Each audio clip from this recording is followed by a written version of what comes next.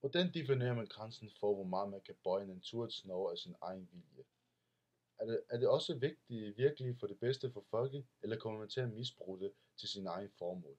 Så er Death Note sikkert noget for dig. Den gysende psykologiske thriller, som undersøger supernaturlige begivenheder gennem en mesterdetektivs kamp om at bevare sit eget liv, er noget, der kan holde dig kørende gennem handlingen. Den er ovenikøbet en af de bedst sælgende manga-serier med 26,5 millioner kopier i verden. Historien foregår i Japans hovedstad Tokyo, som fortæller om en ung, intelligent japansk studerende, Light Yamagi.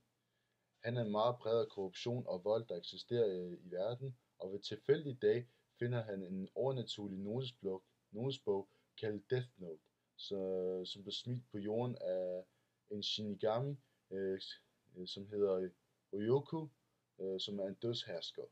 Death Note giver ejeren evnen til at dræbe ethvert menneske, hvis så længe de kan huske det ansigter og navnet på en pårørende person.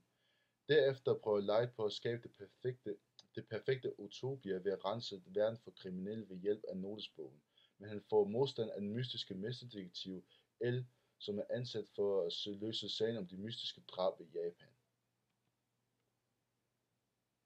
Den officielle udgivende genre for denne graphic novel er en detektivfiktion, psykologisk thriller og supernaturalisme.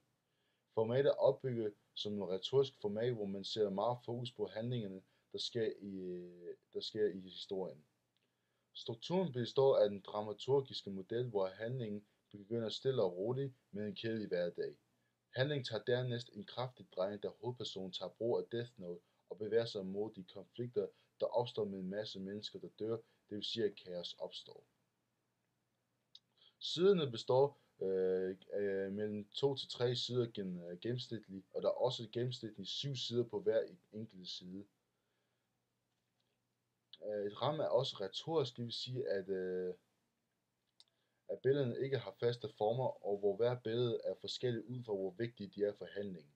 Det gør det til en utraditionel ramme, og fordi der ikke rigtig er rammer for hver billede, skaber det også et mere flydende effekt, som får billederne til at hænge sammen, som om det var en film. Mange billeder på bogen er dynamiske, som fører handlingen videre til det andet. Et eksempel kan ses som denne montagebillede. I denne eksempel benyttes der handlingsmontage, og der bliver også for det meste benyttet normale perspektiv og en enkelt fuldperspektiv og beskæringer total. For resten af bogen er der mange perspektiver og beskæringer, som varierer alt efter hvilken situation der opstår.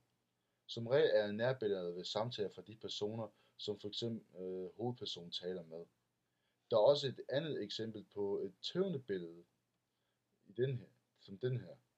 Det viser hovedpersonen Light, som kommenterer hans situation med folk omkring ham, og man kan nærmest se, at tiden omkring det står stille hos ham. Til sidst kan man sige, at billedet og teksten er forbundet sammen således, at det forankrede forhold. Det forklarer således, at teksten er med til at guide læseren til, hvordan man skal forstå eller fortolke billedet. Stort set er alle billederne i mangaen benyttet realistisk stil, hvor der karaktererne, motiverne og omgivelserne er tegnet i meget tydelige detaljer. Detaljerne fra personens ansigter er nærmest rykket frem til fotorealisme. Der bliver også gjort brug af en ekspressiv stil, hvor der igennem handling vises tekstbobler, lydtekster og lignende, der fortæller om situationerne i handlingen. Og nu til problemstillinger plus fakta og fiktion. Det centrale tema i bogen er om død og moral. Der bliver sat meget fokus på, hvorvidt det er moralsk er rigtigt at tage rollen som Gud, hvor man dræber folk, og måske ender med at dræbe folk, der står i vejen for en. Om det så enten er god eller dårlig person, så skal man ikke ødelægge naturens veje og erstatte det med noget kunstigt. Da det er også en opdigtet historie og involverer en overnaturlige væsener, så er det naturligvis en fiktionshistorie. Der indeholder også nogle enkelte faktakoder, hvor de vigtigste koder for både fiktion og for fakta kan nu forklares således at ved billedudsnit er der mange nærbeskæringer, som skal vise karakterernes ansigtsudtryk og deres følelser over for bestemte situationer. Der benyttes også masser af fugle- og frøperspektiv, som skal vise om personen er overlegen, eller blandt andet er overlegen eller ej. Der bliver også benyttet meget af vandrettet komposition, som vises som regel i samtaler mellem karaktererne. Lys er også et meget vigtigt aspekt i strukturen, som skal give læseren en nærmest intens følelse af, at der kommer til at ske noget. For eksempel er der meget mørke hos Els værelse, som gør det også meget mystisk.